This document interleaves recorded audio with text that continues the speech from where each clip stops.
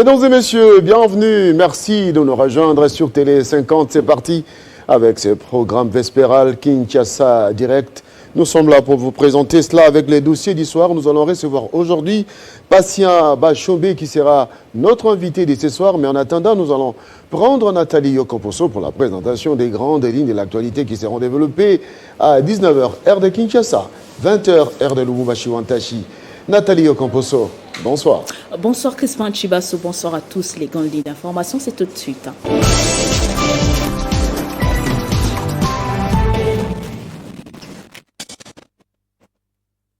Cohabitation pacifique entre le peuple kassaïen et katongais. Félix-Antoine Tshisekedi a invité les uns et les autres à privilégier le respect mutuel. C'était au cours d'un conseil de sécurité qu'il a présidé à Lubumbashi dans les Haut-Katanga. Prochaines élections des gouverneurs, Mwanda Semi maintient sa candidature à la tête du Congo central. Le président national de Bundu, Dia Mayala, se porte plutôt bien. Il a déclaré ce vendredi au cours d'un point de presse. En dehors de nos frontières, le Kenya a rendu les derniers hommages à son ancien président Mwai Kibaki ce vendredi à Nairobi. Les funérailles nationales de celui qui avait dirigé le pays entre 2002 et 2013. Mwai Kibaki est décédé la semaine dernière à l'âge de 90 ans. Merci de nous avoir suivis de partout. Tous ces sujets autres seront développés tout à l'heure à 19h juste par Amina Bayombo. Mais dans l'entretemps, restez en compagnie des Crispin Chibasso pour la suite des Kinshasa Direct.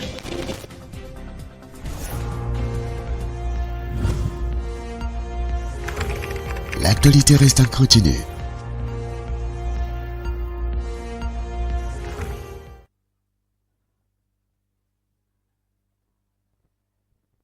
Mesdames et messieurs, nous sommes de retour. Cette fois-ci, nous allons marquer une petite pause avant de recevoir notre invité d'histoire, Patient Bachombe sur Télé 50.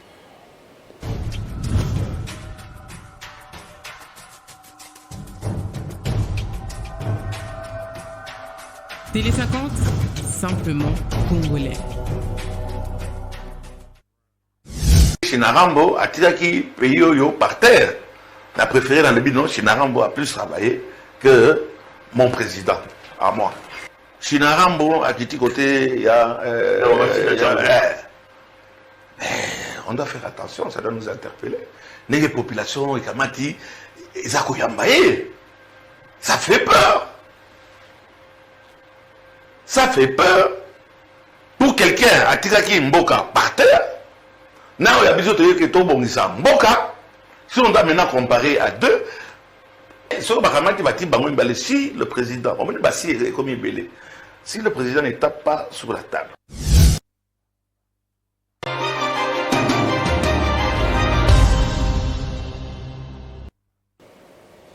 Voilà, nous sommes de retour, mesdames et messieurs, pour recevoir Patient Bachombe, qui est notre invité aujourd'hui.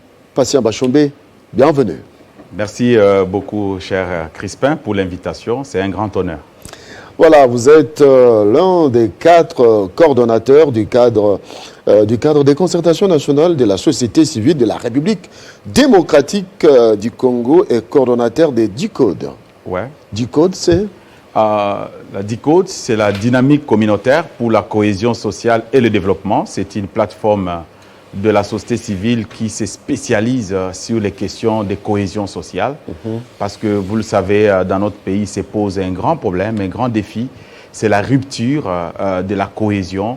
Dans toutes les provinces, vous sentez qu'il y a des conflits qui déchirent les communautés. Raison pour laquelle la DICODE a vu le jour, afin de tenter, aux côtés de l'État congolais, à résoudre ces questions qui déchirent les communautés dans notre pays pour bâtir une cohésion nationale afin de poser les lits du développement pour notre pays. Avocat des professions, délégué du barreau de la société civile de la République démocratique du Congo, élu en juin 2017 comme président du cadre président de la société civile du Sud Kivu par toutes les organisations, corporations, confessions religieuses, ONG et syndicats. C'était là en 2017, Patient Bachombe. Comme ça, vous fédérez tout le monde. Ben, écoutez, j'ai un passage assez riche au niveau de la société civile.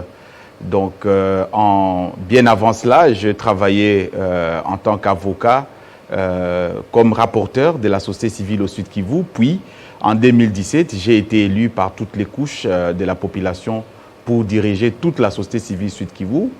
Et le travail que nous avons réalisé a eu des échos dans toutes les provinces, ce qui permettra, c'est qu'en 2019, toutes les provinces, la société civile réunie à Kinshasa au mois de novembre, puissent nous désigner comme un des 4 coordonnateurs nationaux de la société civile dans la première rotation au niveau de la société civile. C'est un grand honneur, vraiment, et un parcours riche que nous avons eu à faire au niveau de la société civile et que nous continuons d'ailleurs à faire au niveau de la société civile pour présenter les desiderata des communautés, les desiderata de la population auprès des décideurs pour que des solutions soient trouvées parce qu'aujourd'hui, vous le savez bien, la population, des fois, a des problèmes qui ne sont pas résolus.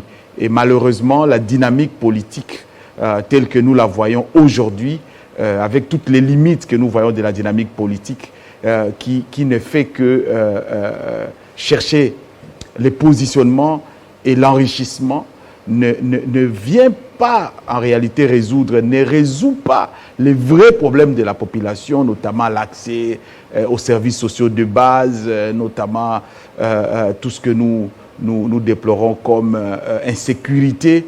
Donc vraiment, il y a des problèmes qui se posent au niveau communautaire et nous avons estimé qu'il faut accompagner la population congolaise.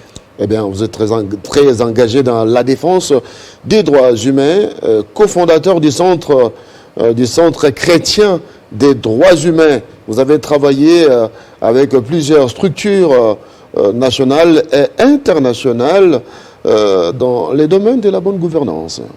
Oui, nous avons beaucoup travaillé dans la mobilisation communautaire, dans la bonne gouvernance.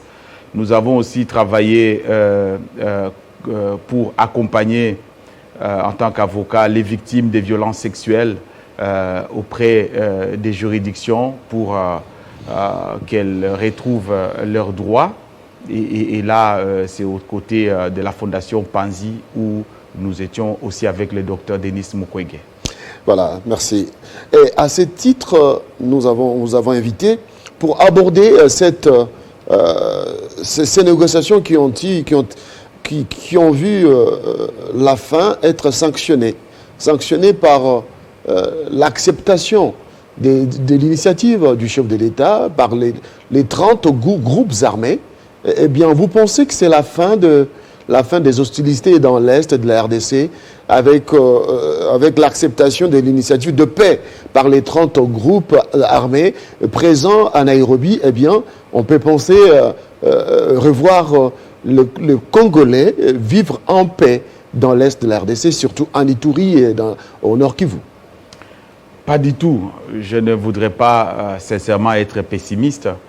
Cependant, je voudrais ici relever que les rebelles qui se sont retrouvés à Nairobi, ce sont des gens qui ont pris l'arme contre l'État et contre l'autorité de l'État dans ce pays et qui se retrouvent autour d'une table avec le chef de l'État, qui se retrouvent autour d'une table avec des grands dignitaires, des représentants de l'État. Je note que leur place ne devrait pas être là. Parce qu'il doit être connu que quelqu'un qui prend l'arme contre l'État, c'est un criminel, on l'appelle rebelle. Et sa place, c'est devant les instances judiciaires, devant le juge. Et sincèrement, il faut éviter cette cirque qui ne fait que revenir.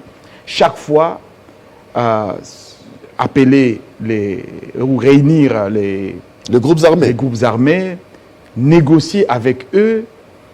Et j'ai suivi, je crois, le président burundais qui disait que c'est un processus politique. Alors, est-ce que ça veut dire que ces gens, s'ils ne seront pas intégrés dans l'armée ou dans la police, vont-ils se retrouver dans des partis politiques pour espérer être repêchés dans les gouvernements ou dans d'autres services de l'État?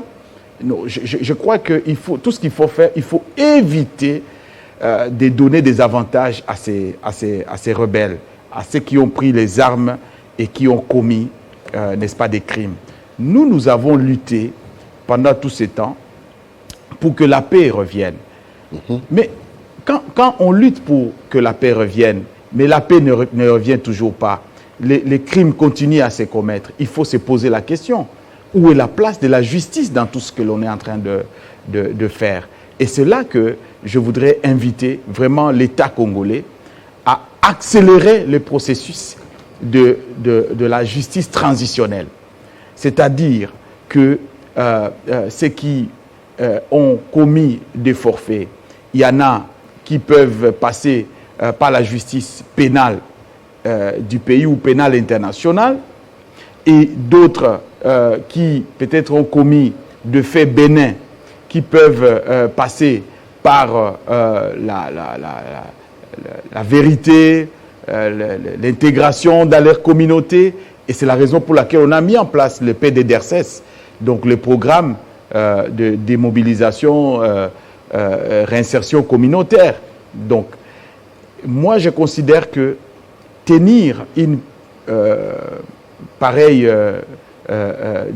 assises à Nairobi, c'était pour donner un passage vraiment à ceux qui ont commis les crimes dans ce pays, et ça ne nous aide pas à avancer. Et c'est là le méfait aussi, franchement, d'avoir adhéré dans la précipitation, voulais-je dire, dans la East Africa Community, parce que c'est inconcevable que 48 heures après l'adhésion, on nous impose presque de discuter et d'échanger avec les groupes rebelles du Congo, pendant que le Rwanda ne négocie pas avec les rebelles rwandais qui se trouvent dans notre pays, pendant que l'Ouganda ne le fait pas avec les RDF, pendant que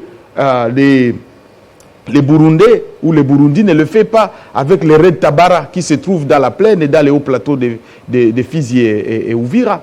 Donc on met tout sur le dos du Congo. C'est comme si l'intégration dont question dans East African Community voudrait dire que nous serons coachés, nous n'avons pas le même niveau de considération dans cet espace. Et c'est là que beaucoup pensaient qu'il fallait rester dans l'approche de la coopération plutôt que de l'intégration. Voilà. Donc vous regrettez le fait que l'État soit, l'État congolais, à l'occurrence le chef de l'État, qui a accepté de pouvoir se mettre, pas personnellement, mais par les experts interposés, discuter avec les groupes armés qui, aujourd'hui, les travaux sont finis. On annonce même le prochain rencontre entre les chefs d'État à la fin de ce mois demain. Mais je pense que ça, il faut dire aux oiseaux. Je m'excuse vraiment de l'expression, parce que je ne voudrais pas jouer à l'euphémisme. Ces groupes armés ont présenté les cahiers des charges. Mais lisez les cahiers des charges qu'ils ont présentés. Ce n'est pas ça. Dans les cahiers des charges, il y en a qui ont demandé beaucoup de choses. Nous, ce que nous avons voulu, c'est vraiment que l'État s'assume. Parce que lorsque le président de la République a mis en place des mécanismes comme l'état de siège, nous avons pensé à la rigueur, de la dernière énergie de la rigueur, et il fallait qu'on aille dans cet élan. Mais négocier avec ces groupes armés aujourd'hui, c'est fragiliser la mesure qui a été mise en place. De l'état de siège. L'état de siège. Est-ce une faiblesse de l'État? Est-ce un échec de l'état de siège? Voilà des questions qu'il faut se poser. Est-ce que aujourd'hui, ceux qui pilotent l'état de siège dans les provinces auront-ils vraiment la force d'aller traquer ces groupes armés? Quel est l'échéancier qui leur a été donné pour qu'ils remettent les armes? Je n'ai pas suivi cet échéancier. Je n'ai pas suivi. Parce qu'au sortir de ces assises, on devait quand même nous dire, voilà, nous, dès maintenant, à l'immédiat, voilà, nous déposons les armes et ceux qui sont sur le terrain, sur les sites, dans la brousse, ils disent parce que nous sommes représentés dans les assises de Nairobi, nous remettons les armes, voilà nos hommes, voilà nos combattants, allez, nous sommes disposés et voici.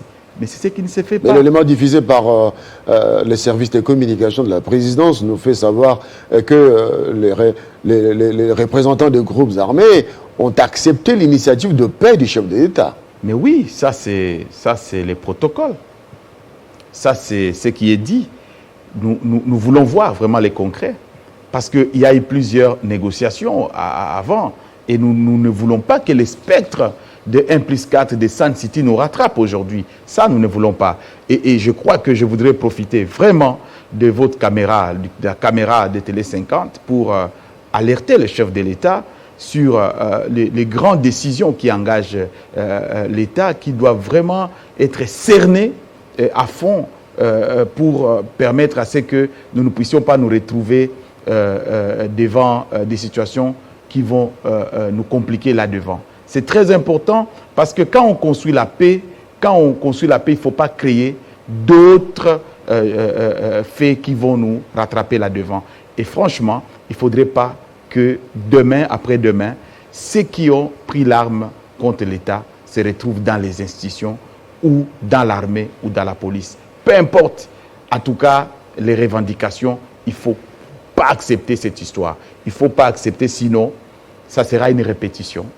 Et nous allons regretter tout ce temps que nous avons passé en train de travailler pour la paix, en train de travailler pour la justice. Il faut que la justice ait sa place dans tout ce qui se passe. Comment on a pris Comment d'abord on les a identifiés? Comment on a parvenu les billets d'avion auprès de ces groupes armés? Alors que nous, la société civile, nous avons toujours demandé à ce qu'on décerne des mandats d'arrêt internationaux contre ces criminels. Mais on ne l'a pas fait. On ne l'a pas fait. Et c'est là que je vais saluer le combat du docteur Denis Mukwege, qui demande à ce qu'il y ait l'application de la justice pénale internationale en ce qui concerne le rapport mapping et tout ce que nous connaissons. Parce que la justice devait jouer à la pédagogie, de manière à ce que ceux qui prennent les armes contre l'État, ils se disent non, nous avons subi et il faut décourager les autres. Et d'autres qui avaient l'envie de le faire, ils vont s'abstenir de le faire. C'est ça la justice. Quand il n'y a pas de justice dans un pays, on va courir ça et là, on va organiser, c'est vrai, des négociations à Lubumbashi, on va organiser des négociations à Nairobi, parce qu'on veut calmer. Mais quelle est la place de la justice dans ce pays? Quelle est la justice la place de la justice militaire, la justice civile? Je pense qu'on doit s'interroger sur ces fondamentaux au lieu de gaspiller les énergies. Vous êtes déçus? Ben, vous savez, nous sommes des acteurs de la société civile. Nous ne pouvons pas être déçus. Pour avoir abandonné les affres de la guerre, vous avez dirigé la société civile. La société civile, mais aussi pour avoir travaillé comme chargé des affaires juridiques, disons, aux côtés du docteur Mukwege. Vous avez vécu les conséquences de la guerre sur les femmes, sur les enfants. Ça vous révolte aujourd'hui que l'État congolais puisse presque abdiquer, aller négocier avec les groupes armés. Et pourtant, nous avons une armée, nous avons vu les Ougandais venir pour attaquer les ADF. Donc aujourd'hui, est-ce une remise en question des efforts déjà fournis? Vous savez, Crispin, effectivement, j'ai accompagné une centaine de dossiers en justice, encore jeune avocat, et je peux voir le visage de ces femmes que j'accompagnais avec toute l'énergie d'un jeune avocat, et je leur disais, ça ira, ça ira. Des années durant, et n'ont jamais été remis dans leurs droits, jusqu'à aujourd'hui. Pire encore, les criminels ont été hissés dans des postes de responsabilité ces criminels peuvent passer dans les villages, dans les quartiers, dans les villes. Il y en a qui sont des colonels, des généraux. Eh bien, nous le savons très bien. Mais jusqu'à aujourd'hui, on est en train de répéter la même erreur, la même chose. Et on veut diriger sans la justice. C'est impossible de construire la paix sans la justice. La justice est un pilier incontournable si on veut construire, n'est-ce pas, la paix. Même dans cette ville, même l'insécurité, pour chasser l'insécurité dans la ville de Kinshasa, appliquer la justice. Appliquer la justice. Et quelqu'un me disait, il a vraiment raison, il me disait, si tu veux voir le degré de la justice d'un pays, il faut vous tenir juste sur le coin de la rue, regarder les policiers. Vous allez évaluer les degrés de la justice d'un pays. Je pense que sur ces côtés-là, il y a beaucoup de choses à faire. La justice élève une nation. Tous les pays, aujourd'hui, nous sommes devenus la rusée de beaucoup de pays, parce que tout simplement, dans ce pays, chacun peut faire ce qu'il veut. Vous savez que la guerre que nous connaissons aujourd'hui nous est imposée aujourd'hui. C'est une guerre qui nous est imposée par nos pays voisins. Ce sont ces mêmes pays-là qui nous invitent aujourd'hui dans East African Community, c'est connu, qui alimentent les groupes armés chez nous. Et pour quelle motivation? Nos minéraux. Cela est connu. Ce sont nos minéraux. Et ces gens-là, s'ils vont rentrer sans que la justice soit faite, sans qu'ils soient punis par la justice, pour ceux qui ont commis... l'impunité. On consacre l'impunité. Et toutes ces victimes-là, vous savez que jusqu'aujourd'hui, il y a eu de communautés, des chefferies, qui ont vu leur chef de chefferie, leur Mwami, comme ça qu'on l'appelle, on les appelle là-bas à l'Est, les chefs, les Mwami, enterrés vivants, tués. Vous pensez vraiment que ces gens ont oublié? Vous pensez qu'on peut mettre un trait sur tout ce qui s'est passé? Vous pensez qu'on peut construire la paix en disant il ne s'est rien passé, oubliez ça, il n'y aura pas de justice, avançons, voyons autre chose? Non, c'est impossible. Est-ce qu'on peut, Jocelyn Toumba, est-ce qu'on peut retrouver les images des négociations avec le groupe armé à Nairobi pendant l'illustration? Ça permettrait de pouvoir bien donner du tonus à cette interview que nous accordons à M. Patient Bachombe, qui est l'un des 4 coordonnateurs du cadre de concertation nationale de la société civile de la République démocratique du Congo. Vous avez peur de voir les mêmes pratiques revenir avec au lieu de sanctionner, mais on va élever les bourreaux qui vont devenir des généraux, des colonels. Eh bien, ça risque de se répéter, étant donné que c'est les jeunes gens qui vont voir les anciens rebelles, les anciens membres des groupes armés qui ont tué, qui ont commis des affres de la guerre, qui ont violé les femmes, être remerciés par les grades des généraux, des colonels. Eh bien, les jeunes vont se dire c'est la voie qu'il faut prendre, il faut aller dans ce sens pour être remerciés par le gouvernement congolais. Absolument. Absolument, parce que pendant que les M23, une aile du M23 discutent à Nairobi, mais les militaires du M23 sont en train de se battre contre les FARDC au Nord Kivu. C'est clair. Et il y a des morts, que ce soit du côté du FARDC, du côté de M23. Mais ces gens-là, qu'est-ce qu'ils veulent réellement? Parce que si notre pays voudrait assez qu'ils reviennent, ils entrent dans les communautés et qu'ils soient réinsérés à travers le programme DDSS, mais eux, ils sont en train de se dire, mais donc nous avons combattu pour rien. Nous étions dans la forêt pour rien. Les autres qui ont fait la même aventure avant nous, eux, ils ont bénéficié parce qu'ils ont été reconnus généraux, ils ont eu des grades, ils ont eu les pouvoirs, qui ministre, qui vice-président, qui je ne sais. Donc, maintenant, vous pensez vraiment qu'ils sont sincères en le disant à Nairobi? Moi, je ne crois pas sincèrement. Moi, je voudrais voir tous ces combattants déposer les armes, passer par les programmes PDDRCS, que la justice transitionnelle s'applique et que ceux qui ont commis des crimes internationaux, donc soit crimes de guerre, crimes contre l'humanité, et seules les juridictions seront qualifiées de crimes de génocide, qu'ils passent devant les juges, qu'ils soient jugés conformément à leurs actes qu'ils ont commis. Et là, nous pouvons nous rassurer que nous allons vers un processus de paix durable.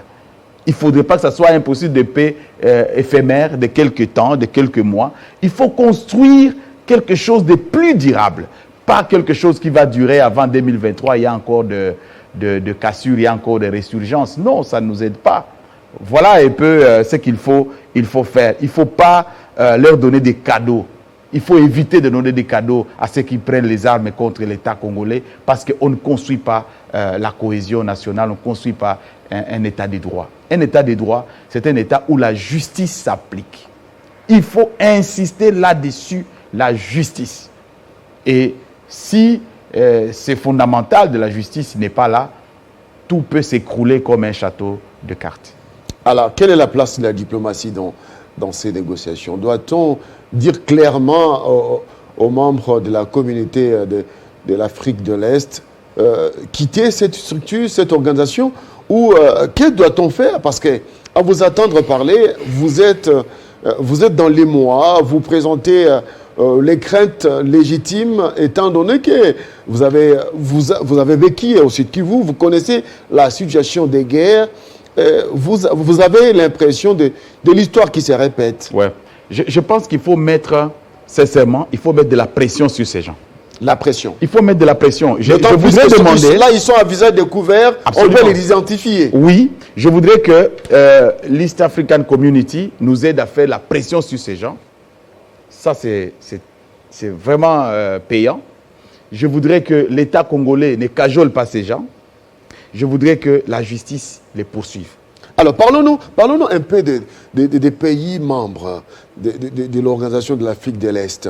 Il y a le Rwanda, il y a le Burundi, il y a l'Ouganda, Nairobi. Il y a la Tanzanie. Je crois il y a aussi la Zambie, je crois, Soudan. Dans une certaine mesure, le Soudan. Il y a plusieurs pays au niveau de l'Est dans cette East African Community. Donc le Kenya, l'Ouganda, le Burundi, le Rwanda, la Tanzanie. Voilà. Sud-Soudan. Alors, apparemment, on a plus d'ennemis dans cette organisation. Quand on parle du Rwanda, oui, l'Ouganda aujourd'hui vient à la rescousse avec ses forces pour traquer les ADF dans l'est de la RDC. Mais l'histoire nous rappellera que l'Ouganda et le Rwanda se sont battus à Kisangani. On se rappelle de la guerre des 6 jours. Doit-on oublier, doit-on faire tabula rasa de tout ce qu'il y a eu, aller dans le bras de la communauté est-africaine? Vous savez que entre États, il n'y a pas d'amis, il n'y a que les intérêts. Donc ne pensez pas que l'East African Community, les pays membres, ils viennent vers nous parce que nous avons des beaux yeux, parce que nous sommes un pays grand. Non, c'est pas ça. C'est parce que ils veulent...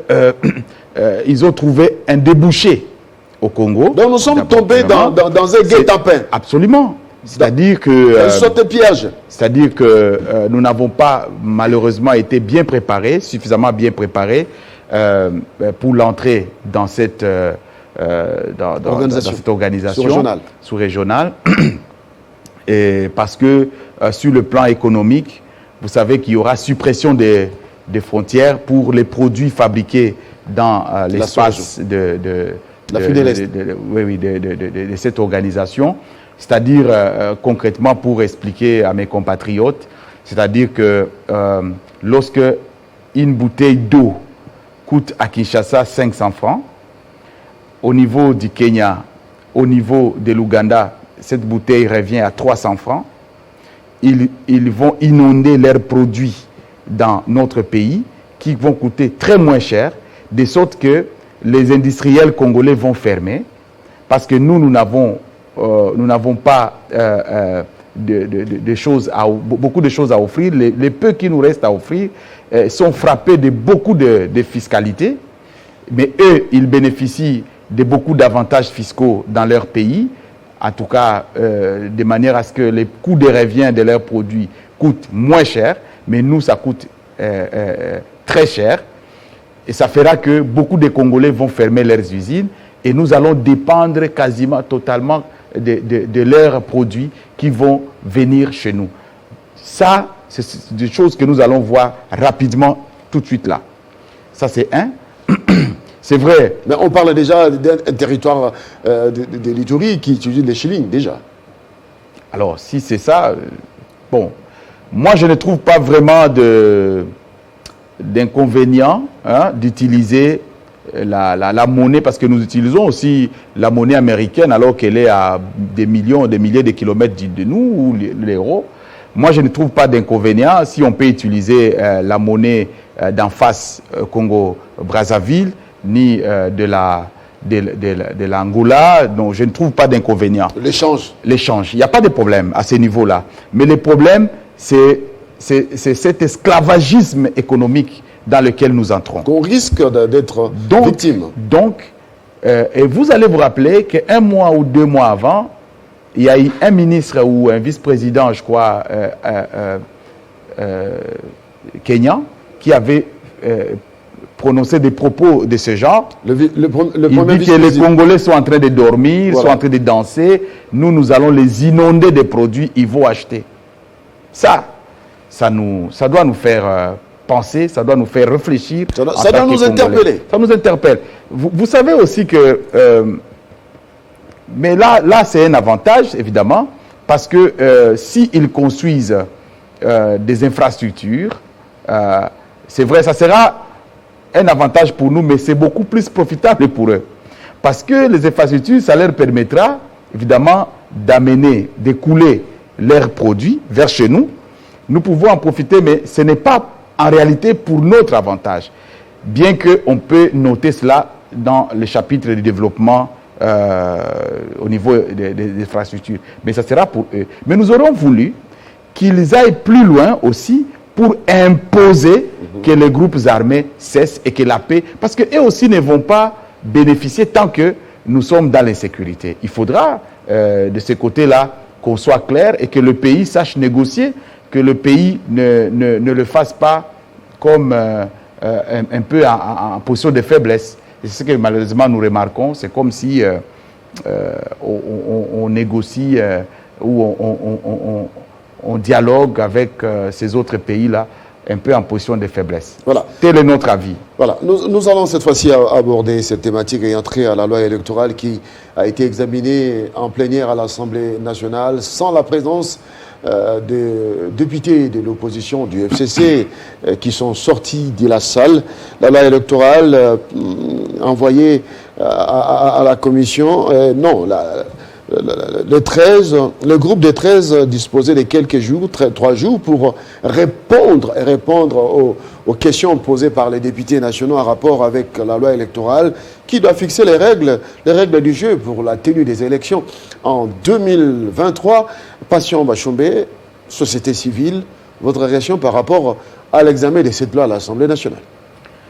Je voudrais d'abord féliciter et encourager les groupes des 13 députés. J'ai dit paix à l'âme de l'honorable Henri Thomas Lokondo, parce que nous avons échangé largement avec lui, avec tous les 13 députés, par rapport à un agenda citoyen, et je crois qu'ils sont dedans. Les autres députés qui se sentent fatigués ou frustrés, il y en a qui ne participent pas. J'ai même vu des acteurs de la société civile qui ont presque abandonné les combats, parce que après la loi organique de la CENI, les politiques ont joué vraiment à des jeux vraiment inimaginables. On n'y croyait pas, malheureusement, et ça a frustré beaucoup de gens. Il y en a qui ont même abandonné. Pourtant, la société civile avait travaillé sur un référentiel commun de la société civile pour les réformes électorales. Et nous voulons demander ici à tous les acteurs de la société civile de ne pas baisser les bras. C'est vrai que vous avez été déçus, c'est vrai que beaucoup ont été déçus, mais cette loi revêt un caractère, comment je vais dire, citoyen, un caractère vraiment très sensible. Parce que c'est la loi qui définit les modalités, les règles d'organisation des élections dans ce pays. Et pour nous, nous savons qu'en 2018, il y a eu, où nous avons assisté, les élections que nous avons eues, nous ont amené à une alternance pacifique. Maintenant, nous voulons qu'à l'horizon 2023, assister à une alternance démocratique. Je ne vais pas entrer dans les détails, mais je crois que vous avez bien saisi. Nous voulons que cette loi requiert toute la transparence possible. Toute la transparence possible. Surtout en ce qui concerne la chaîne de transmission des résultats des élections. Parce que nous avons observé les élections de 2018. Nous n'avons jamais vu un seul PV des calculs des seuils électoraux. Ah oui, nous n'avons pas su là où on a calculé les seuils électoraux et est-ce qu'il y a eu des PV, nous n'avons jamais su. La loi oblige à la CENI de publier les résultats bureau par bureau, ce qui n'a pas été le cas. La CENI dispose d'un site, mais jusqu'aujourd'hui, vous ne pouvez pas savoir quel est le bureau quel bureau a connu quel résultat. Jusqu'aujourd'hui. Et les choses sont restées comme ça, les gens croisent les bras. Non, je voudrais que nous puissions nous réveiller. Le moment de se réveiller est là.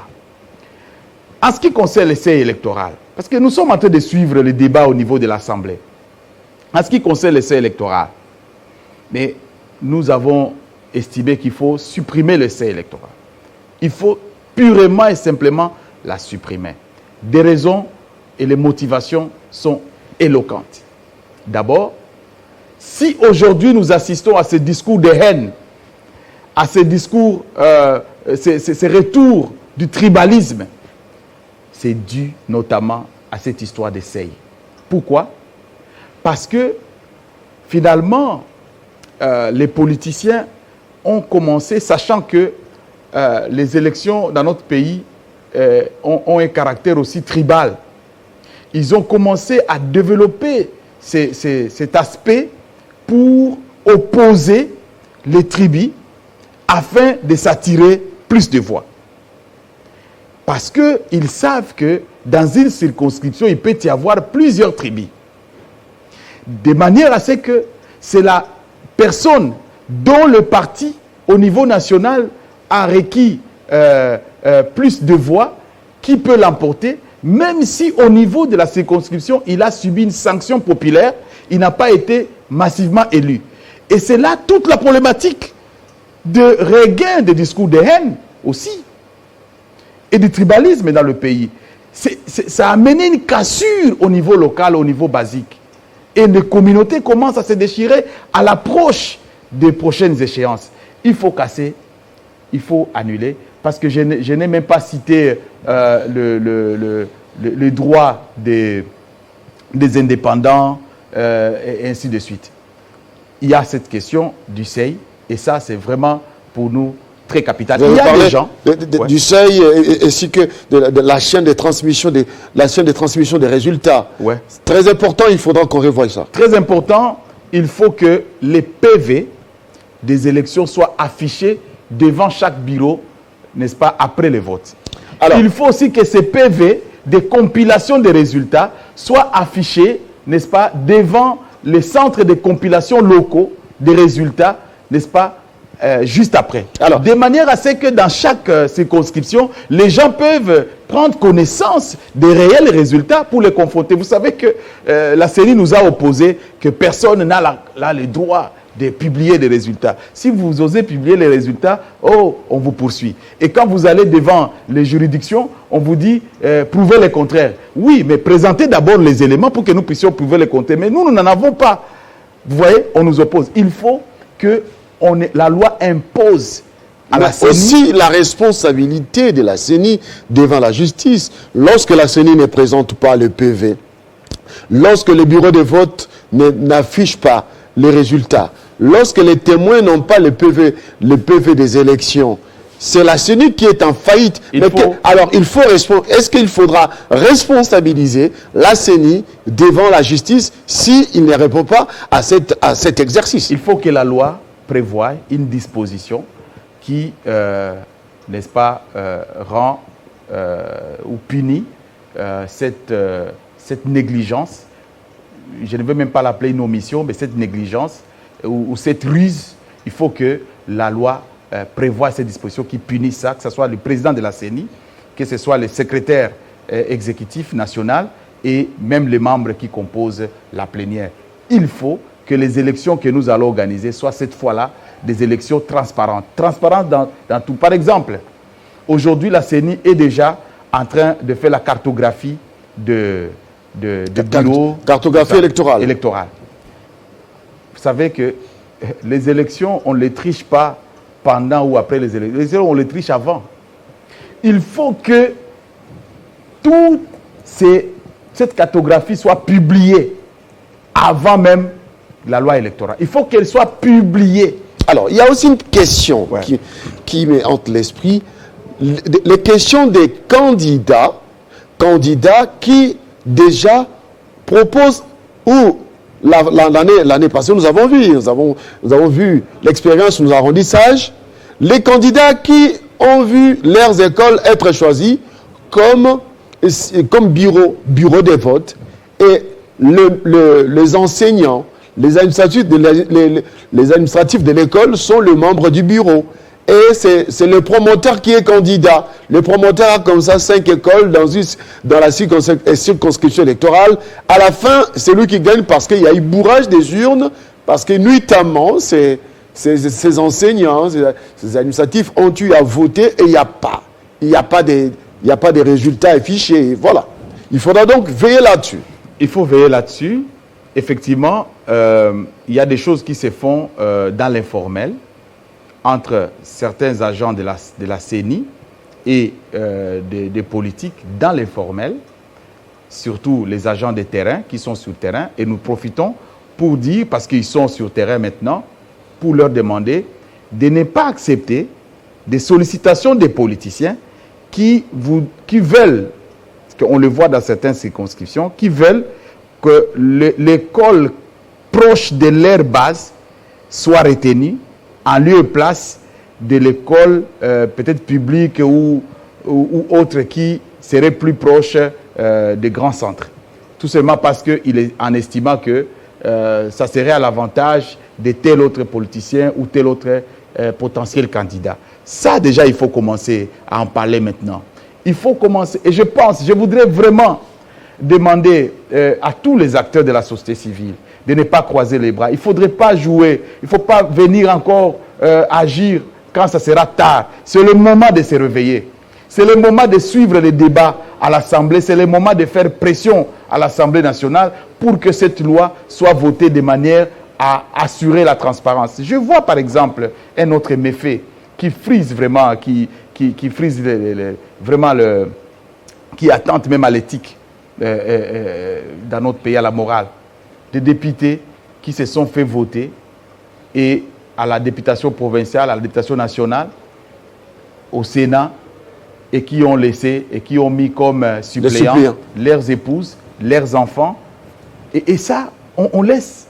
Et en suivant les débats à l'Assemblée nationale, on voit des députés qui sont en train de soutenir cela, en disant que oui, c'est parce que nos suppléants sont prêts à nous tuer, et c'est pourquoi nous recourons à nos épouses. Non, mais écoutez, ça ne peut pas se dire. Si on a pensé la configuration de 500 députés, c'était tout simplement parce qu'on estimait qu'au pays, il y avait près ou plus de 250 tribus ou groupes ethniques, et que, avec les 250 groupes ethniques, on supposait que chaque groupe viendrait au minimum avec au moins 1 ou 2 députés pour qu'il y ait une représentativité au niveau national. Telle était l'idée du législateur quand on a conçu, n'est-ce pas, la Constitution en 2002. Mais quand quelqu'un veut que ce soit sa famille qui soit servie, hein, l'enfant, la femme, et quand il va au gouvernement, c'est peut-être ça. Il faut éradiquer cela. Il faut éradiquer cela. Il faut que les députés, en tout cas les débats ne devaient pas continuer dans ce sens. Nous voulons décourager les députés qui sont en train de ramener les débats en disant qu'il ne faut pas légiférer là-dessus, il faut laisser les choses comme ça. Non, non, il faut casser. Donc une liste qui est déposée et qu'il est prouvé que le suppléant est son ascendant ou son descendant, au premier ou au deuxième niveau, il faut qu'elle soit irrécevable. Voilà, nous allons bientôt terminer, mais parlons de ces assises de paix tenues à Lubumbashi, le chef de l'État qui a voulu réunir le peuple kassaïen, katangé, l'unité nationale, la cohésion nationale. Vous avez aimé cette approche? Oui, c'est quand même intéressant, le fait que le président se soit déplacé là-bas. Et pas seulement le président, mais aussi le Premier ministre. Mais je voudrais dire qu'il ne faudrait pas attendre que ça soit quand il y a le feu, on va éteindre et on va éteindre. Et il ne faut pas penser aussi que la conférence de Lubumbashi, c'est une fin en soi. Il faut vraiment travailler pour que peut-être annuellement, il y ait des évaluations de ce qui aura été fait, des engagements et des recommandations de ce qui s'est fait là-bas. Il faut travailler pour rassurer toutes les parties prenantes de manière à construire et à bâtir la cohésion sociale. Il n'y a pas que là-bas, il y a un peu partout à travers le pays. Il faut par contre définir des politiques pour une bonne cohésion nationale. Et nous sommes disposés, en tant qu'experts sur la cohésion sociale, nous sommes disposés à travailler aux côtés de l'État congolais. Nous avions déjà proposé une stratégie nationale pour la construction de la cohésion sociale et nous sommes prêts à y travailler pour que ça ne soit pas à la sauvette qu'on aille éteindre le feu ça et là. Non, non. Il faudra prévenir, il faudra prévoir vraiment des outils, des politiques, des stratégies qui existent de manière à être appliquées. Nous allons chuter par cette actualité brillante. Donc, ça va clôturer Kinshasa Direct. Donc, vous avez tweeté en rapport avec l'unité et la cohésion nationale, en rapport avec les discours tenus par l'inspecteur général de finances, l'IGF, Gilles Alinguetti. Vous avez tweeté? Oui, nous avons fait un tweet pour dénoncer les propos que M. Gilles Alinguetti a tenus à partir des États-Unis en disant qu'il n'y a pas la guerre à l'Est, en disant que dans les grands centres, comme si 2000 km de Kinshasa n'est pas la RDC. Et ça a vraiment froissé les esprits, ça a vraiment touché sérieusement, fracturé, n'est-ce pas, cette cohésion nationale. Et les communautés de l'Est, les communautés du Sud Kivu, les communautés du Nord Kivu, de l'Ituri, un peu partout se sont exprimées pour, en tout cas, réfuter ces propos et demander à M. Gilles Alinguetti de retirer ses propos et de démissionner par honneur. Parce que, en disant cela, il met en cause même l'état de siège que le président a décrété et les efforts que le chef de l'État est en train, n'est-ce pas, de fournir pour amener la paix. Et en tant qu'institution, représentant de l'institution rattachée à la présidence, ça veut dire qu'il n'est pas digne de conduire une institution comme celle-là. Et pire encore, pour répondre à tous nos tweets et à tous nos messages, c'est l'IGF qui fait la réplique. Ce n'est plus lui-même qui signe, mais c'est l'IGF, l'institution. Il engage encore l'institution pour répondre à ceux qui le critiquent. Ça, je pense que nous attendons vraiment que le chef de l'État puisse taper du poing sur la table et que M. Gilles Alinguetti puisse présenter des excuses publiques. Nous l'attendons sérieusement, sinon nous n'allons pas arrêter là parce qu'il y a déjà des plaintes qui sont prévues contre M. Gilles Alinguetti dès qu'il rentre au pays. Patient Bachombe d'avoir accepté l'invitation de Télé 50 dans Kinshasa Direct. Merci. Merci beaucoup. Mesdames et messieurs, ça n'est donc fini avec Patient Bachombe. 19h, heure de Kinshasa, 20h, heure de Lubumbashi Wantachi. Ça sera la présentation de la grande édition du journal par Aminaba Yombo. Je vous retrouve le mercredi prochain. Au revoir.